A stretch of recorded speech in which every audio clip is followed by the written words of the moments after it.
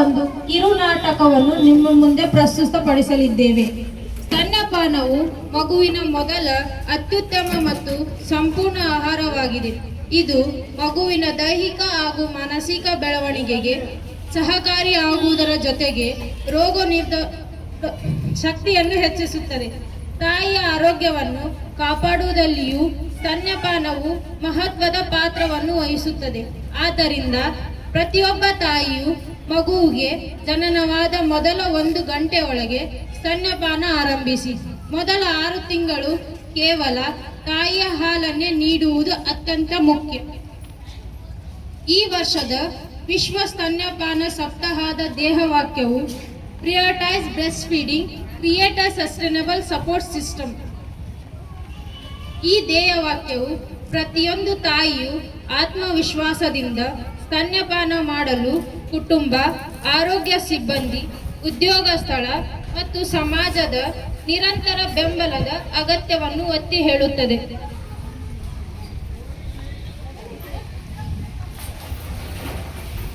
ಈ ಸಂದೇಶವನ್ನು ಎಲ್ಲರಿಗೂ ತಲುಪಿಸುವ ಉದ್ದೇಶದಿಂದ ನಾವು ಸಿದ್ಧಪಡಿಸಿರುವ ಈ ಕಿರುನಾಟಕವನ್ನು ದಯವಿಟ್ಟು ವೀಕ್ಷಿಸಿ ನಿಮ್ಮ ಅಮೂಲ್ಯ ಪ್ರೋತ್ಸಾಹವನ್ನು ನೀಡುವಂತೆ ವಿನಂತಿಸುತ್ತೇನೆ.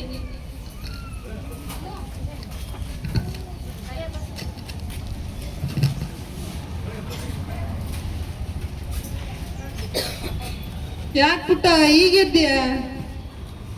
ಆಟ ಆಡ್ತೀಯ?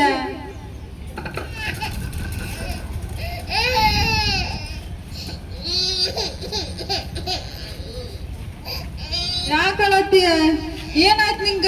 ಇಷ್ಟೊತ್ತನ ಆರಾಮ ಇದ್ದಿಲ್ಲ, ಏನಾಗಿದ್ ನಿಂಗ?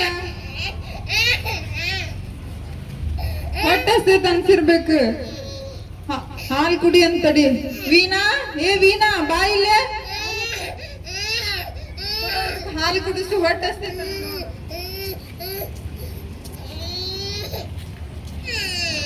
ಏನಾಗಿತ್ತಪ್ಪಿ ನಿಂಗ?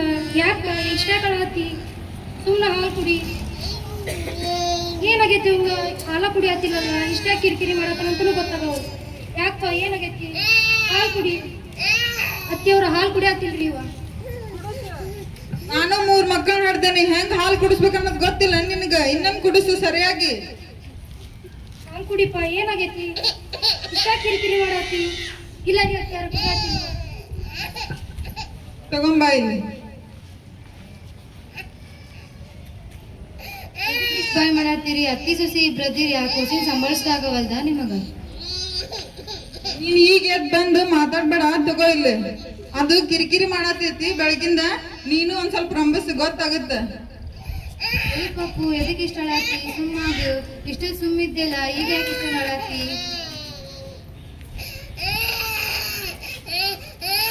ಸುಮ್ಮಾಗವಲ್ದು. ಅದು ಬೆಳಗಿಂದ ಬಾಳ ಕಿರಿಕಿರಿ ಮಾಡತೈತಿ, ಅದು ಗಪ್ ಆಗಲ್ಲ ಅನ್ಸುತ್ತ. ನೀ ಹೋಗಿ ಆಡಿನ ಹಾಲು ತಗೊಂಬ, ಅದನ್ನ ಕುಡಿಸು. ನಾಕೀಗ ಹಾಲು ಕುಡ್ಸಕ ಬರವಲ್ತ.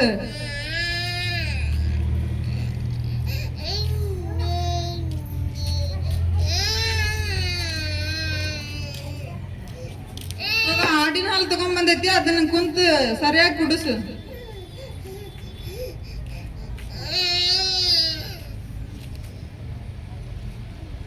ಇಲ್ರಿ ಅತ್ತವ್ರ ಹಾಲು ಕುಡಿಯಾತಿಲ್ಲ ಇವಾಗ. ಅದ ಯಾಕೋ ಭಾಳ ಅಳಾತೈತಿ ಪಾಪು. ನಾವು ದವಾಖಾನಿಗೆ ತೋರಿಸ್ಕೊಂಬರೋಣ ಬರ್ರಿ.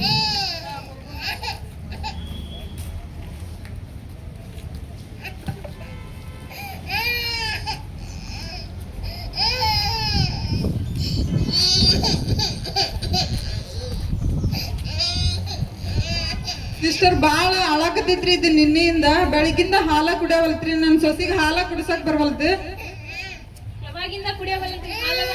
ಬೆಳಗಿಂದ ಹಾಲ ಕುಡಿಯವಲ್ತ್ರಿ. ಅದಕ್ಕ ನಾವು ಹಾಲು ಕುಡಿಯವಲ್ತ ಅಂತೇಳಿ ಆಡಿನ ಹಾಲು ತಗೊಂಬಂದು ಕುಡಿಸಿವ್ರಿ ಬೆಳಿಗ್ಗೆ. ಮೊದಲು 6 ತಿಂಗಳು ಎದೆ ಹಾಲನ್ನ ಕುಡಿಸ್ಬೇಕು, ತಾಯಿ ಎದೆ ಹಾಲನ್ನ. ಅದು ಬಿಟ್ಟು ಆಡಿನ ಹಾಲು ಮತ್ತ ಪೌಡರ್ ಹಾಲು ಈ ತರ ಕುಡಿಸಿದ್ರ ಮಗುವಿನ ಆರೋಗ್ಯಕ್ಕೆ ಹಾನಿಕಾರ ಆಗ್ತೈತಿ. ಇನ್ನೊಂದು ಮಾತು, ಮಗು ಹೆಂಗ ನೀವು ಕಾಳಜಿ ಮಾಡ್ತೀವಿ ತಾಯಿನೂ ಅಷ್ಟ ಕಾಳಜಿ ಮಾಡ್ಬೇಕು ನೀವು. ಮತ್ತ ಅವಳಿಗೆ ಯಾವ ತರದ ಆಹಾರ ಕೊಡ್ತೀವಿ ಅಂತ ಗೊತ್ತೈತೆ ನಿಮ್ಗ? ಹೇಳ್ಕೊಡ್ರಿ ಅದನ್ನ. ಹೇಳ್ಕೊಡ್ತೀನಿ ಬರ್ರಿ.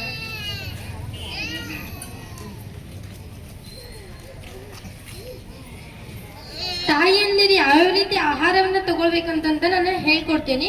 ಅದೇ ರೀತಿ ಆಹಾರಗಳನ್ನ ತಗೊಳ್ಬೇಕು. ತಾಯಿಗಳಾದರೂ ವಿಶೇಷವಾಗಿ ಹಸಿರು ತರಕಾರಿ ಮತ್ತು ಸೊಪ್ಪು, ಕಾಳು, ಹಣ್ಣು, ಹಂಪ್ಲ ಇವುಗಳನ್ನ ಜಾಸ್ತಿಯಾಗಿ ತಿನ್ಬೇಕು. ತರಕಾರಿಗಳಂತ ಬಂದಾಗ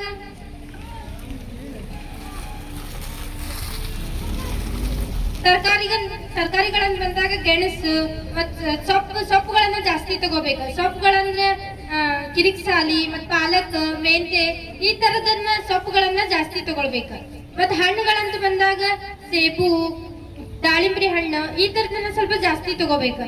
ಮತ್ ಸೌತೆಕಾಯಿನ ತಿನ್ಬೇಕು. ಸೌತೆಕಾಯಿ ತಿಂದ್ರೆ ನೀರಿನ ಅಂಶನ ಜಾಸ್ತಿ ಆಕೈತಿ ತಾಯಿ ದೇಹದೊಳಗ. ಮತ್ತ ಕಾಳುಗಳಂತ ಬಂದಾಗ ಮೆಂತೆ ಕಾಳು, ಹೆಸರು ಕಾಳು ಈ ತರದ ಕಾಳುಗಳು ತಿನ್ಬೇಕು. ಮತ್ ಮನ್ಯಾಗ ಕೊಬ್ಬರಿ ಖಾರ ಅಂತಿರಲ್ಲ, ಆ ತರದ ಕೊಬ್ಬರಿ ಖಾರ ಅಲ್ಲ, ಅಂಟಿನುಂಡಿ ಈ ತರದಗಳನ್ನ ಕಾಳುಗಳನ್ನ ಮಿಕ್ಸ್ ಮಾಡ್ಕೊಂಡು ಆ ತರದ ಉಂಡಿಗಳನ್ನ ತಿನ್ಬೇಕು. ಮತ್ತೆ ನೀರನ್ನ ಜಾಸ್ತಿ ತಗೋಬೇಕು. ನೀರನ್ನ ಜಾಸ್ತಿ ತಗೊಂಡ್ರ ಹಾಲಿನ ಪ್ರಮಾಣ ಇದು ಜಾಸ್ತಿ ಆಗ್ತೈತಿ. ಅದಕ್ಕ ಹಾಲ ಮತ್ತೆ ನೀರನ್ನ ಜಾಸ್ತಿ ಪ್ರಮಾಣವಾಗಿ ತಗೋಬೇಕು. ಈ ತರದ ಆಹಾರಗಳನ್ನ ತಿಂದ್ರ ತಾಯಿ ಕೂಡ ಆರೋಗ್ಯವಾಗಿರ್ತಾಳ, ಮತ್ತೆ ಮಗುವಿಗೂ ಕೂಡ ರೋಗ ನಿರೋಧಕ ಶಕ್ತಿ ಅನ್ನೋದು ಬೇಕಾಗಿರ್ತೈತಿ. ಈ ಆಹಾರಗಳ ಮುಖಾಂತರ ನಾವು ರೋಗ ನಿರೋಧಕ ಶಕ್ತಿಗಳನ್ನ ಹೆಚ್ಚಿಸಬಹುದು. ಮತ್ತೆ ಮಾಂಸ, ಮೀನ ಈ ತರದನ್ನ ನಾವು ತಿನ್ಬೇಕು. ಈಗ ನಾವು ಯಾವ ತರ ಆಹಾರವನ್ನ ತಗೊಳ್ಬೇಕಂತ ನೋಡಿದ್ವಿ. ಈಗ ನೆಕ್ಸ್ಟ್ ಯಾವ ತರದ ಹಾಲುಗಳ ತಾಯಿ ಎದೆ ಭಾಗದಲ್ಲಿ ಯಾವ ತರದ ಹಾಲುಗಳನ್ನ ಅದಾವ ಅಂತ ತಿಳ್ಕೊಂಡ್ವಿ.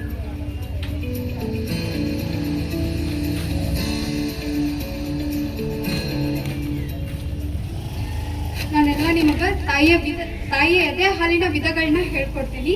ಮೊದಲನೇದಾಗಿ ತಾಯಿ ಎದೆ ಹಾಲನ್ನ ದಿನಗಳ ಆಧಾರದ ಮೇಲೆ 3 ಭಾಗಗಳನ್ನಾಗಿ ವಿಂಗಡಣೆ ಮಾಡಲಾಗೈತಿ. ಮೊದಲನೇದು ಕೊಲೆಸ್ಟ್ರಾಲ್, ಎರಡನೇದು ಪರಿವರ್ತನೆಯ ಹಾಲು, ಮೂರನೇದು ಪಕ್ವ ಹಾಲು ಅಂತ. ಈ 3 ಭಾಗಗಳಾಗಿ ವಿಂಗಡಣೆ ಮಾಡಲಾಗೈತಿ. ಮೊದಲನೇದು ಕೊಲೆಸ್ಟ್ರಾಲ್ ಹಾಲು ಯಾವಾಗ ಉತ್ಪತ್ತಿ ಆಗ್ತೈತೆ ಅಂದ್ರೆ ಹೆರಿಗೆ ಆದ 2 ರಿಂದ 5 ದಿನದವರೆಗೆ ಕೊಲೆಸ್ಟ್ರಾಲ್ ಹಾಲು ಅನ್ನೋದು ತಾಯಿ ಎದೆಯಲ್ಲಿ ಉತ್ಪತ್ತಿ ಆಗ್ತಿರ್ತೈತಿ. ಕೊಲೆಸ್ಟ್ರಾಲ್ ಹಾಲು ಏನೇನು ಅಂಶಗಳನ್ನ ಹೊಂದಿರ್ತೈತಿ ಅಂದ್ರ ಪ್ರೋಟೀನ್, ವಿಟಮಿನ್ ಎ ಈ ತರದೆಲ್ಲ ಅಂಶಗಳನ್ನ ಕೊಲೆಸ್ಟ್ರಾಲ್ ಹಾಲು ಹೊಂದಿರ್ತೈತಿ. ಕೊಲೆಸ್ಟ್ರಾಲ್ ಹಾಲು ಹಳದಿಯಾಗಿದ್ದು ಇದು ಬಹಳ ದಪ್ಪವಾಗಿರ್ತೈತಿ. ಕೊಲೆಸ್ಟ್ರಾಲ್ ಹಾಲು ಎದಕ್ಕ ಸಹಾಯ ಮಾಡ್ತೈತಿ ಮಗುವಿಗೆ ಅಂತ ನೀವು ಕೇಳ್ಬೋದು. ಕೊಲೆಸ್ಟ್ರಾಲ್ ಹಾಲು ಮಗುವಿನ ದೇಹದಲ್ಲಿರುವ ಸೋಂಕುಗಳ ವಿರುದ್ಧ ಹೋರಾಡಿ ಮಗುವನ್ನು ಸೋಂಕುಗಳಿಂದ ರಕ್ಷಣೆ ಮಾಡ್ತೈತಿ. ಅದಕ್ಕೆ ನಾವು ಇದನ್ನ ಮೊದಲನೇ ಲಸಿಕೆ ಅಂತ ಕೂಡ ಕರಿತೇವೆ. ನಿಮ್ದು ರೂಢಿ ಹಳ್ಳಿಯಲ್ಲಿ ಅದನ್ನ ಕೊಲೆಸ್ಟ್ರಾಲ್ ಹಾಲು ಮಗುವಿಗೆ ಒಳ್ಳೆಯದಲ್ಲ, ಅದನ್ನ ಚೆಲ್ಲೋದು, ಅದ್ರ ಬದ್ಲಿ ಸಿಹಿ ನೀರು ಅಂದ್ರ ಸಕ್ಕರೆ ನೀರನ್ನ ನೀವು ಮಗುವಿಗೆ ಕುಡ್ಸೋದು ಅದನ್ನ ಮಾಡ್ಬೇಡ್ರಿ. ಯಾಕಂದ್ರೆ ಕೊಲೆಸ್ಟ್ರಾಲ್ ಹಾಲ್ನಾಗ ಮಗುವಿನ ಸೋಂಕಿನ ವಿರುದ್ಧ ಹೋರಾಡುವ ಅಂಶಗಳು ಜಾಸ್ತಿ ಇರ್ತೈತಿ. ಅದನ್ನ ಕೊಡೋದ್ರಿಂದ ಮಗುವಿಗೆ ಜಾಸ್ತಿ ಪೌಷ್ಟಿಕ ಅಂಶ ಸಿಗ್ತೈತಿ. ಎರಡನೇದು ಬಂದು ಪರಿವರ್ತನೆ ಹಾಲು ಯಾವಾಗ ಉತ್ಪತ್ತಿ ಆಗ್ತೈತೆ ಅಂದ್ರ 2 ರಿಂದ 5ನೇ ವಾರದವರೆಗೂ ತಾಯಿ ಎದೆಯಲ್ಲಿ ಉತ್ಪತ್ತಿ ಆಗ್ತೈತಿ.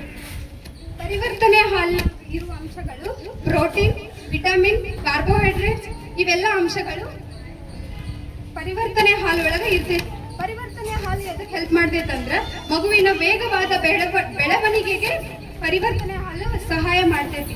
ನೀವೆಲ್ಲ ಹೇಳ್ತಿರ್ತೀರಿ ಮಗು ಅಂಬೆಗಾಲಿಂದ ನಡೆಯಕತ್ತು, ಮಗು ಕೈಕಾಲೆಲ್ಲ ದಪ್ಪ ಕಾಣಕತ್ತೈತಿ ದಿನ ಮಗುವಿನ ಬೆಳವಣಿಗೆ ಜಾಸ್ತಿ ಆಗಕತ್ತೈತಿ ದಿನ ಅಂತ. ಇವೆಲ್ಲ ಚೇಂಜಸ್ ಇವೆಲ್ಲ ಬದಲಾವಣೆ ಮಗುವಿನಾಗ ಯಾವಾಗ ಕಾಣ್ತೈತಂದ್ರ ತಾಯಿ ಎದೆ ಹಾಲನ್ನ ನಾವು ದಿನ ಹೆಂಗ್ ಅದಕ್ಕೆ ಕುಡಿಸ್ತೇವಿ ಅಲ್ಲ ಅವಾಗ ಮಗುವಿನೊಳಗ ಆ ಬದಲಾವಣೆಗಳೆಲ್ಲ ಕಾಣ್ತಾ ಹೋಗ್ತಾವ. ಮೂರನೇದು ಬಂದು ಪಕ್ವ ಹಾಲು ಯಾವಾಗ ಉತ್ಪತ್ತಿ ಆಗ್ತೈತಂದ್ರ 14ನೇ ವಾರ ತಾಯಿ ಎದೆ ಹಾಲಲ್ಲಿ ಪಕ್ವ ಹಾಲು ಉತ್ಪತ್ತಿ ಆಗ್ತೈತಿ. ಪಕ್ವ ಹಾಲು ಅತ್ಯಂತ ಅಗತ್ಯವಾದ ಅಂಶಗಳನ್ನ ಹೊಂದೈತಿ.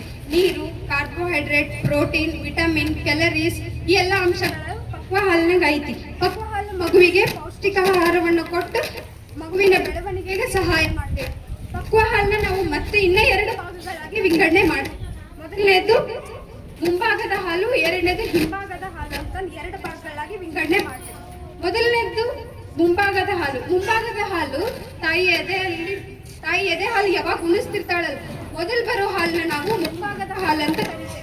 ಮುಂಭಾಗದ ಹಾಲು ಹೆಂಗಿರ್ತೈತೆ ಅಂದ್ರೆ ತೆಳುವಾಗಿ ನೀರಿನ ಅಂಶವನ್ನ ಹೆಚ್ಚಿಗೆ ಹೊಂದಿರ್ತೈತೆ. ಅದು ಮಗುವಿನ ಬಾಯಾರಿಕೆಯನ್ನ ನೀಗಿಸೋದ್ರಾಗ ಸಹಾಯ ಮಾಡ್ತೈತೆ. ಎರಡನೇದು ಹಿಂಭಾಗದ ಹಾಲು ತಾಯಿ ಎದೆ ಹಾಲು ಉಣಿಸುವಾಗ ಕೊನೆಗೆ ಬರುವ ಹಾಲನ್ನ ನಾವು ಹಿಂಭಾಗದ ಹಾಲು ಅಂತಂದು ಕರಿತೇವೆ. ಹಿಂಭಾಗದ ಹಾಲು ಮಗುವಿನ ತೂಕ ಹೆಚ್ಚಲ್ಲ, ಅದಕ್ಕೆ ಶಕ್ತಿ ಕೊಡ್ತೈತಿ. ಇದೆಲ್ಲ ಹಿಂಭಾಗದ ಹಾಲಿನ ಕೆಲಸವಾಗುತ್ತೆ. ಹಿಂಭಾಗದ ಹಾಲು ಕುಡಿಸೋದ್ರಿಂದ ಮಗುವಿಗೆ ಹೊಟ್ಟೆ ತುಂಬಿದ ಅನುಭವವನ್ನು ನೀಡ್ತೈತಿ. ಈ ಎಲ್ಲ ವಿಧಗಳನ್ನ ನಾವು ನೋಡಿದ್ವಿ. ಇದರಿಂದ ತಾಯಿ ಯಾವ ರೀತಿ ಸಿದ್ಧತೆಯನ್ನ ಮಾಡ್ಕೋಬೇಕು, ಹಾಲು ಉಣಿಸುವ ಮೊದಲು ಯಾವ ರೀತಿ ತಾಯಿ ಸಿದ್ಧವಾಗಿರ್ಬೇಕು ಅಂತ ನೋಡೋಣ.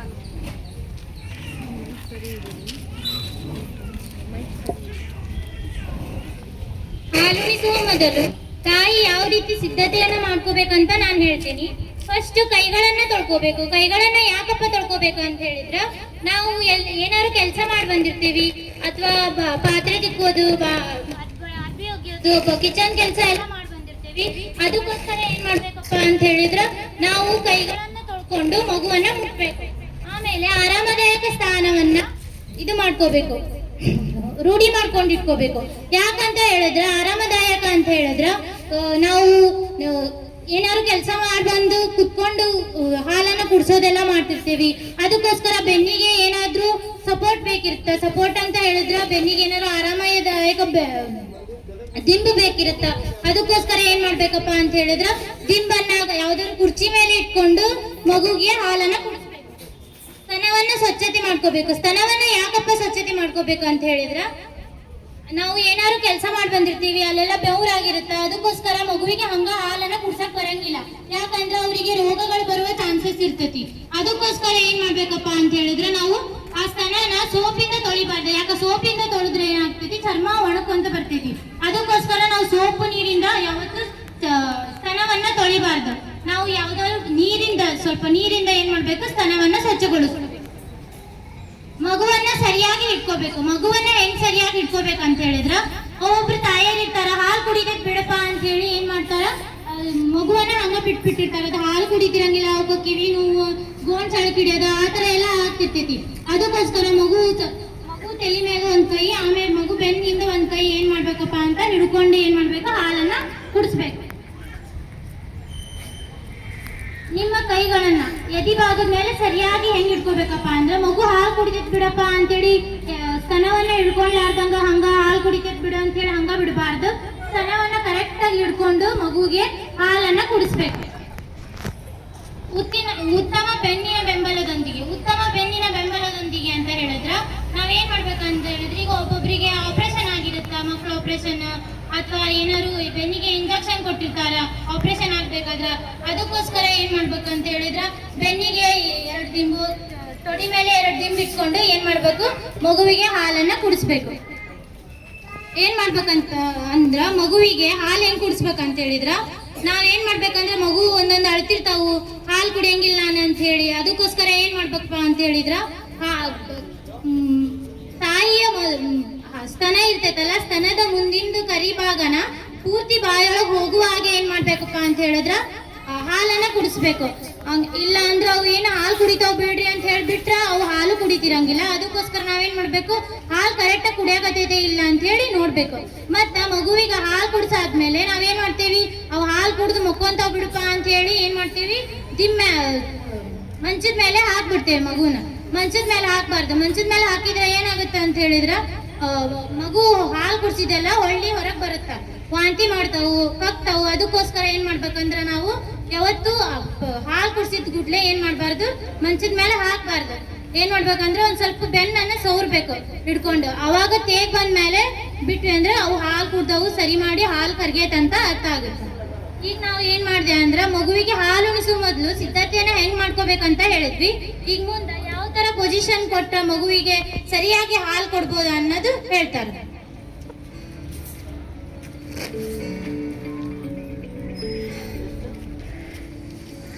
ಹಾಲುಣಿಸುವ ತಾಯಿಯಂದ್ರಿಗೆ ಯಾವ ತರದ ಆಹಾರಗಳನ್ನು ಕೊಡ್ಬೇಕನ್ನೋದು ನಿಮ್ಗೆ ಗೊತ್ತಾಗಲ್ಲ. ಹಸಿರು ತರಕಾರಿ, ಹಣ್ಣುಗಳು ಮತ್ತು ಮಾಂಸಾಹಾರಿ ಈ ತರದ ಆಹಾರನ ಕೊಡ್ಬೇಕು. ಮತ್ತೆ ಏನ್ ಹೇಳಿದ್ರಂದ್ರೆ ಹಾಲಿನ ವಿಧಗಳನ್ನ ಹೇಳಿದ್ರು. ಅದ್ರೊಳಗ ಕೊಲೆಸ್ಟ್ರಾಲ್ ಅದು ಬಹಳನ ಮಗುವಿನ ಆರೋಗ್ಯಕ್ಕೆ ಉತ್ತಮ. ಅದನ್ನ ಏನು ವಾಂತಿ ಅಂದ್ರೆ ಹಡಿದ ತಕ್ಷಣ 2-3 ದಿನಕ್ಕೆ ಉತ್ಪತ್ತಿ ಆಗುತ್ತೆ. ಅವನೇನ್ ಮಾಡ್ಬಿಡ್ತಾರ, ಹಳ್ಳಿ ಸೈಡ್ ಚೆಲ್ಬಿಡ್ತಾರ. ಆ ತರ ಮಾಡಬಾರ್ದು. ಅವ್ರದ್ದು ಮಗುವಿನ ಆರೋಗ್ಯಕ್ಕೆ ಬೆಳವಣಿಗೆಗೆ ಬಹಳನ ಮುಖ್ಯ ಆಗೈತಿ. ಈಗ ನಿಮ್ಗೆ ಹಾಲು ಉಣಿಸ್ಬೇಕಾದ್ರೆ ಮೊದಲು ಯಾವ ತರದ ವಿಧಗಳನ್ನ ಯಾವ ತರದ ಅನ್ನೋದು ಗೊತ್ತಾ ನಿಮ್ಗ? ಗೊತ್ತಿಲ್ರಿ ಸಿಸ್ಟರ್, ಅದನ್ನೇ ಹೇಳ್ಕೊಡ್ರಿ. ಆಯ್ತು, ಈಗ ಅದನ್ನ ತಿಳ್ಕೊಳ್ಳೋಣ.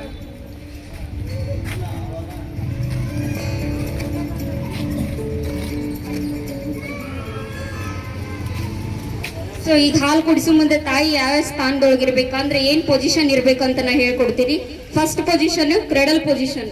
ಸೊ ಇದಕ್ ನಾವೇನಂತೀವಿ, ಕ್ರೆಡಲ್ ಪೊಸಿಷನ್ ಅಂತ ಕರಿತೀವಿ ಅಥವಾ ಕ್ರೆಡಲ್ ಹೋಲ್ಡ್ ಅಂತ ಕರಿತೀವಿ. ಈ ಕ್ರೆಡಲ್ ಹೋಲ್ಡ್ ಅಂದ್ರ ತಾಯಿ ಯಾವ ರೀತಿ ಮಗುನ್ ಹಿಡ್ಕೊಂಡಿರ್ತಾಳಂದ್ರ ಮೊಣಕೈ ಹತ್ರ ತಲೆ ಬಂದಿರುತ್ತೆ, ಪಾಪುದು ತಲೆ ತಾಯಿ ಮೊಣಕೈ ಹತ್ರ ಬಂದಿರುತ್ತೆ. ಸೊ ಇನ್ನೊಂದ್ ಕೈಯಿಂದ ಏನ್ ಮಾಡಿರ್ತಾಳ, ಬೆನ್ನಿಗೆ ಸಪೋರ್ಟ್ ಕೊಟ್ಟಿರ್ತಾಳ. ಆ ರೀತಿ ಕುಡಿಸೋದ್ರ ನಾವೇನಂತ ಕರಿತೀವಿ, ಕ್ರೆಡಲ್ ಹೋಲ್ಡ್ ಅಂತ ಕರಿತೀವಿ.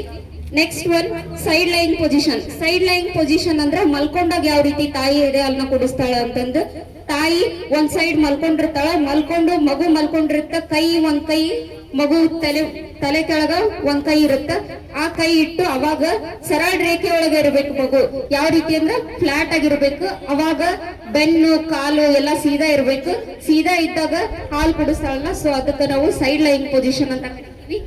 Next one football hold. Football hold ಅಂದ್ರೆ ತಾಯಿ ಮಗುನ ಒಂದ ಕೈಯೊಳಗೆ ಇಟ್ಕೊಂಡಿರ್ತಾಳ. ಸೊ ಕಾಲ್ ಏನಾಗಿರ್ತಾವ ಅಂದ್ರೆ ಈ ಸೈಡ್ ಹಿಂದ ಹೋಗಿರ್ತಾವ, ತಲೆ ಮುಂದೆ ಇರುತ್ತ. ಈ ರೀತಿ ಹಿಡ್ಕೊಂಡು ಹಾಲು ಕುಡಿಸ್ತಿರ್ತಾಳ. ಸೊ ಅದಕ್ಕ ಒಂದ್ ದಿಂಬ್ ಇಟ್ಕೊಂಡಿರ್ತಾಳ ಆಕಿ ಸಪೋರ್ಟಿಗೆ ಬೇಕಂತಂದು. ಸೊ ಅದನ್ನ ನಾವೇನಂತ ಕರಿತೀವಿ, ಫುಟ್ಬಾಲ್ ಹೋಲ್ಡ್ ಅಂತ ಕರಿತೀವಿ. Next one laid back breast feeding ಅಂತ ಕರಿತೀವಿ. ಲೇಡ್ ಬ್ಯಾಕ್ ಬ್ರೆಸ್ಟ್ ಫೀಡಿಂಗ್ ಅಂದ್ರ ತಾಯಿ ಹಿಂದ ಹೊರಗಿರ್ತಾಳ, ಹಿಂದಕ್ ಸರ್ದಿರ್ತಾಳ. ಸೊ 2 ದಿಂಬ್ ಇಟ್ಕೊಂಡಿರ್ತಾಳ. 2 ದಿಂಬು ಹಿಂದ ಬೆನ್ನಿಗೆ ಸಪೋರ್ಟ್ ಆಗಿ ಇಟ್ಕೊಂಡು, 2 ದಿಂಬು ಕಾಲ್ ಹತ್ರ ಇಟ್ಕೊಂಡು ಏನ್ ಮಾಡ್ತಾಳ ಅಂದ್ರ ಮಗುನ ತನ್ ಮೇಲೆ ಹಾಕೊಂಡಿರ್ತಾಳ. ತನ್ ಮೇಲೆ ಹಾಕೊಂಡು ಹಾಲು ಕುಡಿಸ್ತಿರ್ತಾಳ. ಸೊ ಅದಕ್ಕ ಲೇಡ್ ಬ್ಯಾಕ್ ಬ್ರೆಸ್ಟ್ ಫೀಡಿಂಗ್ ಅಂತ ಕರಿತೀವಿ. Next one cross cradle hold ಅಂತ ಕರಿತೀವಿ. ಕ್ರಾಸ್ ಕ್ರೆಡಲ್ ಹೋಲ್ಡ್ ಒಳಗೆ ಏನ್ ಮಾಡಿರ್ತಾಳ ಅಂದ್ರ ಈಗ ಬಲಗಡೆ ಹಾಲು ಕುಡಿಸಕತ್ರ ಎಡಗೈಯಾಗ ಹಿಡ್ಕೊಂಡಿರ್ತಾಳ. ಎಡಗೈಯಾಗ ಹಿಡ್ಕೊಂಡು ಏನ್ ಮಾಡ್ತಾಳ, ಅವಾಗ ಹಾಲು ಕುಡಿಸ್ತಿರ್ತಾಳ. ಅದಕ್ಕ ನಾವೇನಂತ ಕರಿತೀವಿ, ಕ್ರಾಸ್ ಕ್ರೆಡಲ್ ಹೋಲ್ಡ್ ಅಂತ ಕರಿತೀವಿ. ಇವಿಷ್ಟು ಪೊಸಿಷನ್ಸ್ ಯಾವ ರೀತಿ ಹಾಲು ಕುಡಿಸ್ಬೇಕು ಅಂತ ಅನ್ನೋದು.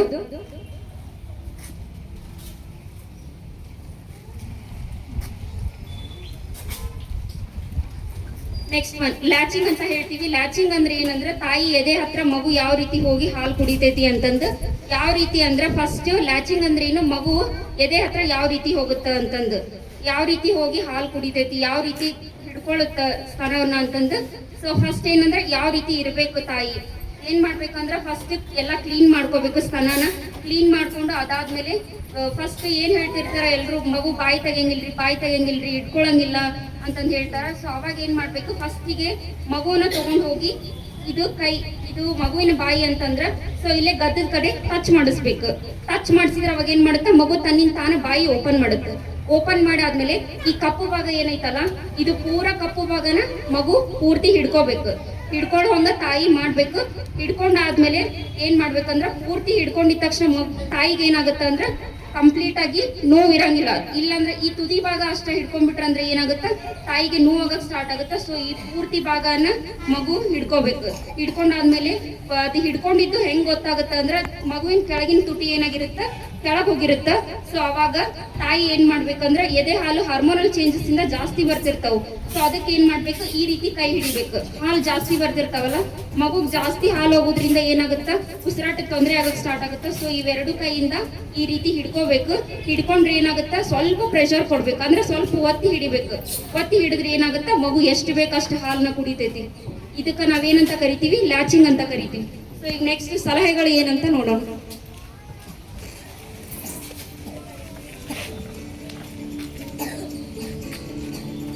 ನಾವು ನಾವೀಗ ಸ್ತನ್ಯಪಾನ ಮಾಡುವಾಗ ಕೆಲವು ಸಲಹೆಗಳನ್ನು ಪಾಲನೆ ಮಾಡಬೇಕು. ಯಾವುದಂದ್ರೆ ಮಗುನ ಹತ್ತಿರ ಹಿಡ್ಕೊಂಡು ನಾವು ಹಾಲನ್ನು ಕುಡಿಸ್ಬೇಕು. ಮಗು ದೂರದಲ್ಲಿದ್ದರೆ ಸರಿಯಾಗಿ ಹಾಲು ಕುಡಿಯೋದಿಲ್ಲ. ಯಾವ ರೀತಿ ಹತ್ತಿರ ಇಟ್ಕೊಂಡು ಮಗುನ ಹಾಲು ಕುಡಿಸ್ಬೇಕು ಅಂದರೆ ಮಗುವಿನ ಹೊಟ್ಟೆ ತಾಯಿನ ದೇಹವನ್ನು ತಾಕ್ತಾ ಇರಬೇಕು. ಆ ರೀತಿಯಲ್ಲಿ ಕೂತ್ಕೊಂಡು ನಾವು ಮಗುವಿಗೆ ಹಾಲನ್ನು ಕುಡಿಸ್ಬೇಕು. ಮತ್ತು ಮೂರನೇದಾಗಿ ನೋಡುವಾಗ ಸರಿಯಾದ ಲ್ಯಾಚಿಂಗ್ ತಂತ್ರವನ್ನು ಬಳಸಬೇಕು. ಇವಾಗ ತೋರಿಸಿದ್ರಲ್ಲ, ಇವಾಗ ಹೇಳ್ಕೊಟ್ರಲ್ಲ, ಅದೇ ರೀತಿಯಾಗಿ ಸರಿಯಾದ ಲ್ಯಾಚಿಂಗ್ ತಂತ್ರವನ್ನು ಬಳಸಿ ಮಗುವಿಗೆ ನಾವು ಹಾಲನ್ನು ಕುಡಿಸ್ಬೇಕು. ಹಾಲು ಕುಡಿಸ್ಬೇಕಾದ್ರೆ ನಾವು ಕೂತ್ಕೊಂಡಾದ್ರೂ ಆರಾಮಾಗಿ ಹಾಲು ಕುಡಿಸ್ಬೋದು, ಅಥವಾ ತಾಯಿಯ ಮಗ್ಲಲ್ಲಿ ಮಗುವನ್ನು ಹಾಕಿಕೊಂಡು ಮಗುವಿನ ತಲೆಗೆ ತಾಯಿಯ ಕೈಯನ್ನು ಸಪೋರ್ಟ್ ಆಗಿ ಕೊಟ್ಟು ನಾವು ಮಗುವಿಗೆ ಹಾಲನ್ನು ಕುಡಿಸ್ಬೋದು. ಸ್ತನ್ಯಪಾನ ಮಾಡಿಸ್ಬೇಕಾದ್ರೆ ಮಗುಗೆ ಬೆನ್ನಿಗೆ ಮತ್ತು ಕೈಗಳಿಗೆ ಸರಿಯಾದ ಸಪೋರ್ಟನ್ನು ಮಗುವಿಗೆ ಕೊಟ್ಟು ನಾವು ಹಾಲನ್ನು ಕುಡಿಸ್ಬೇಕು. ಆಮೇಲೆ ಹಾಲು ಕುಡಿಸಿದ ತಕ್ಷಣ ನಿಪ್ ಕೇರ್ ಕ್ರೀಮ್ ಅಂತ ಬರುತ್ತೆ, ಅದನ್ನು ನಾವು ಬಳಸಬೇಕು. ಅದನ್ನು ಬಳಸೋಕ್ಕಿಂತ ಮುಂಚೆ ಸರಿಯಾಗಿ ಉಗುರು ಬೆಚ್ಚಗಿನ ನೀರಲ್ಲಿ ಸ್ತನವನ್ನು ಕ್ಲೀನ್ ಮಾಡಿಕೊಂಡು ಆಮೇಲೆ ಆ ಕ್ರೀಮನ್ನು ಬಳಸಬೇಕು. ಹಾಲು ಉಣಿಸಿದ ಮಗುವನ್ನು ಡೈರೆಕ್ಟಾಗಿ ನಾವು ಮಲಗಿಸ್ಬಿಡ್ಬಾರ್ದು. ಮಲಗಿಸ್ಬಿಟ್ರೆ ವಾಂತಿ ಆಗೋ ಚಾನ್ಸಸ್ ಕೂಡ ಪಾಪುಗೆ ಇರುತ್ತೆ. ಮಗುವನ್ನ ಸ್ಟ್ರೇಟಾಗಿ ಕೂರಿಸ್ಬೇಕು. ಆಮೇಲೆ ಮಗುಗೆ ತೇಗು ಬರೋವರೆಗೂ ಕೂಡ ಮಗು ಬೆನ್ನನ್ನು ನಿಧಾನವಾಗಿ ನಾವು ಸವರಬೇಕು. ಆವಾಗ ಯಾವುದೇ ವಾಂತಿ ಆ ಥರ ಎಲ್ಲ ಆಗೋದಿಲ್ಲ. ಸುಮಾರು 2 ವರ್ಷದವರೆಗೂ ಕೂಡ ಮಗುವಿಗೆ ಸರಿಯಾಗಿ ಎದೆ ಹಾಲನ್ನು ನಾವು ಕೊಡಬೇಕು. ಅದಕ್ಕಿಂತ ಮುಂಚೆ ಹಾಲನ್ನು ಯಾವಾಗಲೂ ನಾವು ಕೊಡೋದನ್ನ ನಿಲ್ಲಿಸಬಾರ್ದು. ಆಮೇಲೆ ಒಂದೇ ಕಡೆ ಹಾಲನ್ನು ಕೊಟ್ಟು ಇನ್ನೊಂದು ಕಡೆ ಬಿಡು ಪಾಪುಗೆ ಹೊಟ್ಟೆ ತುಂಬುತ್ತ ಅಂತ ಹೇಳ್ಬಿಟ್ಟು ನಾವು ಬಿಡಬಾರ್ದು. ಎರಡೂ ಸೈಡಲ್ಲೂ ಕೂಡ ನಾವು ಪಾಪುಗೆ ಹಾಲನ್ನು ಕುಡಿಸಿ 20 ನಿಮಿಷ ಆ ಥರ ಎಲ್ಲ ಕುಡಿಸಿ ಎರಡೂ ಕಡೆನೂ ಕುಡಿಸಿ ನಾವು ಮಗುಗೆ ಹಾಲನ್ನು ಕುಡಿಸ್ಬೇಕು. ನಾವು ಸಲಹೆಗಳನ್ನು ನೋಡಿದ್ವಿ. ಮುಂದೆ ಸ್ತನ್ಯಪಾನದ ಪ್ರಯೋಜನಗಳನ್ನು ನೋಡೋಣ.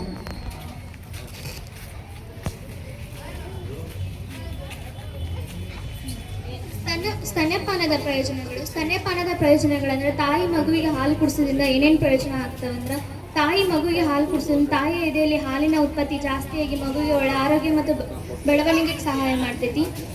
ಕಡಿಮೆ ಖಿನ್ನತೆ ಅಪಾಯ ಅಂತಂದ್ರೆ ತಾಯಿ ಈಗ ಮಗು ಒಂದ್ ವೇಳೆ ಪೂರ್ತಿಯಾಗಿ ಹಾಲು ಕುಡಿದ್ರೆ ಅದಕ್ಕೆ ತಾಯಿಗೂ ಖುಷಿ ಇರ್ತೈತಿ, ನನ್ನ ಮಗು ಹಾಲು ಕುಡಿತು ಅದು ಇರ್ತಂತ. ಒಂದ್ ವೇಳೆ ಮಗು ಹಾಲು ಕುಡಿಲಿಲ್ಲ ಅಂದ್ರೆ ತಾಯಿಗೆ ಟೆನ್ಷನ್ ಇರ್ತೈತಿ, ಏನಂದ್ರೆ ನನ್ನ ಮಗು ಹಾಲು ಕುಡಿಲಿಲ್ಲ, ಯಾಕೋ ಏನಾಯ್ತು ಅಂತ ಅದಕ್ಕೆ ಅವಳಿಗೆ ಚಿಂತೆ ಇರ್ತೈತಿ. ತಾಯಿಗೆ ಉತ್ತಮ ಹಾರ್ಮೋನ್ಗಳ ಬಿಡುಗಡೆ ಮಾಡುತ್ತೆ. ತಾಯಿ ಮಗುವಿಗೆ ಸರಿಯಾಗಿ ಹಾಲು ಕುಡಿಸೋದ್ರಿಂದ ತಾಯಿಯ ದೇಹದಲ್ಲಿ ಉತ್ತಮ ಹಾರ್ಮೋನ್ಗಳ ಬಿಡುಗಡೆ ಆಗ್ತೈತಿ. ಕ್ಯಾನ್ಸರ್ ಬರುವ ಸಾಧ್ಯತೆಯನ್ನು ಕಡಿಮೆ ಮಾಡುತ್ತದೆ. ಕ್ಯಾನ್ಸರ್ ಬರುವ ಸಾಧ್ಯತೆ ಕಡಿಮೆ ಮಾಡ್ತೈತೆ ಅಂದ್ರೆ ಯಾವ್ಯಾವ ಕ್ಯಾನ್ಸರ್ ಬರ್ತಾವಂತಂದ್ರೆ ಸ್ತನ ಕ್ಯಾನ್ಸರ್ ಅಂತಂದ್ರೆ ಬ್ರೆಸ್ಟ್ ಕ್ಯಾನ್ಸರ್ ಮತ್ತು ಅಂಡಾಶಯಗಳ ಕ್ಯಾನ್ಸರ್ ಬರ್ತೈತಿ. ಅದರಿಂದ ತಾಯಿ ಮಗುವಿಗೆ ಸರಿಯಾಗಿ ಹಾಲು ಕುಡಿಸೋದ್ರಿಂದ ಈ ಕ್ಯಾನ್ಸರ್ ಬರೋ ಕಾಯಿಲೆ ಕಡಿಮೆ ಇರ್ತೈತಿ. ಗರ್ಭಾಶಯದ ರಕ್ತಸ್ರಾವವನ್ನು ಕಡಿಮೆ ಮಾಡೋದು. ಗರ್ಭಾಶಯದ ರಕ್ತಸ್ರಾವ ಅಂತಂದ್ರೆ ತಾಯಿ ಹೆರಿಗೆ ಸಮಯದಲ್ಲಿ ಆದಂತ ತೀವ್ರವಾದ ರಕ್ತಸ್ರಾವ. ಈಗ ತಾಯಿ ಹೆರಿಗೆ ಸಮಯದಲ್ಲಿ ಆದಂತ ರಕ್ತಸ್ರಾವವನ್ನು ತಾಯಿ ಮಗುವಿಗೆ ಹಾಲು ಕುಡಿಸೋದ್ರಿಂದ ಅದು ಕಡಿಮೆ ಆಗ್ತೈತಿ. ಆಸ್ಟಿಯೋಪೊರೋಸಿಸ್ ಅನ್ನ ತಡಿತೈತಿ.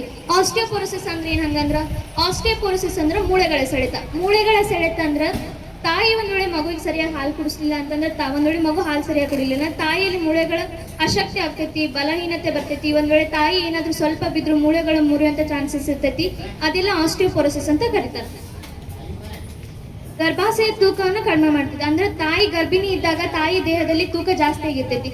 ತಾಯಿ ಯಾವುದೇ ರೀತಿಯ ಎಕ್ಸರ್ಸೈಸ್ ಮಾಡ್ದೇನೆ ಮಗುಗೆ ಹಾಲು ಕುಡಿಸೋದ್ರಿಂದ ತಾಯಿಯಲ್ಲಿ ಹೆಚ್ಚಾದಂತ ತೂಕ, ಕೊಬ್ಬಿನಂಶ ಕಡಿಮೆ ಆಗ್ತೈತಿ.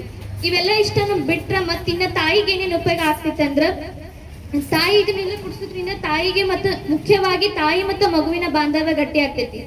ಯಾವ ರೀತಿ ಅಂತಂದ್ರೆ ತಾಯಿಯ ಪ್ರೀತಿ, ಮಮತೆ, ವಾತ್ಸಲ್ಯ ಮಗುವಿನ ಮಧ್ಯೆ ಬೆಳಿತೈತಿ. ತಾಯಿ ಮತ್ತು ಮಗುವಿನ ನಡುವೆ ಒಡನಾಟ ಜಾಸ್ತಿ ಆಗ್ತೈತಿ. ಇದೆಲ್ಲ ಬಿಟ್ರೆ ತಾಯಿಗೆ ಇನ್ನೂ ಹೇಗೆ ಉಪಯೋಗ ಆಗ್ತೈತೆ ಅಂದ್ರೆ, ತಾಯಿಗೆ ಕೆಲಸಗಳು ಕಡಿಮೆ ಆಗ್ತಾವೆ. ಯಾವ ರೀತಿ ಕಡಿಮೆ ಆಗ್ತಾವ ಅಂತಂದ್ರೆ, ಈಗ ನಾವು ತಾಯಿ ಡೈರೆಕ್ಟಾಗಿ ಹಾಲು ಕುಡಿಸ್ಲಿಲ್ಲ ಅಂತಂದ್ರೆ ಬಾಟಲ್ ತರಬೇಕು, ಅದಕ್ಕೆ ಬಾಟಲ್ ವಾಶ್ ಮಾಡಬೇಕು, ಅದನ್ನ ಕ್ಲೀನ್ ಮಾಡಬೇಕು, ತೊಳಿಬೇಕು, ಒಣಗಿಸ್ಬೇಕು ಅನ್ನೋದು ಅಂತ ಕೆಲಸಗಳು ಕಡಿಮೆ ಆಗ್ತವೆ. ಅದನ್ನಿಷ್ಟು ಬಿಟ್ರೆ ತಾಯಿಯ ದೇಹದಲ್ಲಿ ಕಬ್ಬಿನ ಮಟ್ಟವನ್ನು ಹೆಚ್ಚಿಸುತ್ತದೆ ಮತ್ತು ತಾಯಿ ಆರೋಗ್ಯವಾಗಿರಲು ಸ್ತನಪಾನ ಮಾಡೋದ್ರಿಂದ ಉಪಯೋಗ ಆಗ್ತೈತಿ. ಇಷ್ಟೆಲ್ಲ ಬಿಟ್ರೆ ಮತ್ತೇನಪ್ಪ ಉಪಯೋಗ ಆಗ್ತೈತೆ ತಾಯಿಗೆ ಅಂತಂದ್ರೆ, ಹಣದ ಉಳಿತಾಯ ಮತ್ತು ಸಮಯದ ಉಳಿತಾಯ. ಹಣದ ಉಳಿತಾಯ ಅಂತಂದ್ರೆ ತಾಯಿ ಬಾಟಲ್ ತರಬೇಕು, ಹಾಲು ತರಬೇಕು, ಅದನ್ನ ಕಾಯಿಸ್ಬೇಕು, ಅದನ್ನ ಬಿಸಿ ಮಾಡಬೇಕು, ಅದನ್ನ ಆರಿಸ್ಬೇಕು, ಮತ್ತು ಬಾಟಲಿಗೆ ಹಾಕ್ಬೇಕು, ಅದನ್ನ ಕುಡಿಸ್ಬೇಕು ಅನ್ನೋದು ತಾಯಿಗೆ ಟೆನ್ಷನ್ ಇರಂಗಿಲ್ಲ. ತಾನೇ ಡೈರೆಕ್ಟಾಗಿ ಮಗುವಿಗೆ ಹಾಲು ಕುಡಿಸುತ್ತಾಳ, ಅದೆಲ್ಲ ಆಗಿರ್ತೈತಲ್ಲ, ಅದಕ್ಕೆ ಸಮಯದ ಉಳಿತಾಯ ಮತ್ತು ಹಣದ ಉಳಿತಾಯ ಆಗಿರ್ತೈತಿ. ಇಷ್ಟೆಲ್ಲ ಬಿಟ್ರೆ ತಾಯಿಯ ಎದೆ ಹಾಲು ಸ್ವಚ್ಛ ಮತ್ತು ಸುರಕ್ಷಿತವಾಗಿರ್ತೈತಿ. ಇದರಿಂದ ಮಗುವಿಗೆ ಯಾವುದೇ ರೀತಿಯ ತೊಂದರೆ ಆಗೋದಿಲ್ಲ, ಅಪಾಯನೂ ಆಗೋದಿಲ್ಲ. ಇಷ್ಟೆಲ್ಲ ನಾವು ಸ್ತನ್ಯಪಾನದಿಂದ ಆಗುವಂತ ಪ್ರಯೋಜನಗಳನ್ನು ತಿಳ್ಕೊಂಡ್ವಿ. ಈಗ ಒಂದ್ ವೇಳೆ ತಾಯಿ ಮಗುವಿಗೆ ಸರಿಯಾಗಿ ಹಾಲು ಕುಡಿಸ್ಲಿಲ್ಲ, ಅದು ಹಾಲು ಕುಡಿಲಿಲ್ಲ ಅಂದ್ರೆ ತಾಯಿಗೆ ಮತ್ತು ಮಗುವಿಗೆ ಏನೇನು ತೊಂದರೆಗಳಾಗ್ತವೆ ಅಂತ ನೋಡೋಣ.